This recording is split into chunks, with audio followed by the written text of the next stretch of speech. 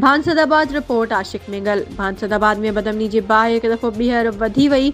वापारी हाजी मुश्ताक अहमद गंभीर एजाज़ अहमद गंभीर जे दुकान जा अणॼातल चोर ताला तोड़े हज़ारे रुपया ऐं कणक जूं बोरियूं खणी फरार थी विया।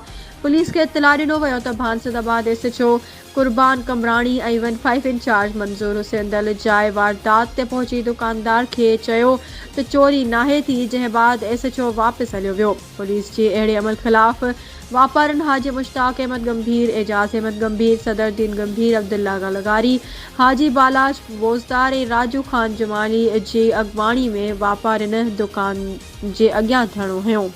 उन मौके ते अॻवाणनि दाहींदे चयो त भांसदाबाद शहर में चोरनि जो आज़ार वधी वञण सबबि शेरी तोड़े वापारी परेशान आहिनि।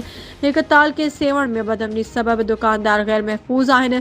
ॿिए तरफ़ वरी भांसदाबाद में बदमनी वधी वई आहे। पुलिस खे इतला कयो थो वञे त उहो जवाब थो मिले त चोरियूं न थियूं आहिनि, जेका वापारियुनि दुकानदारनि सां ज़्यादती आहे।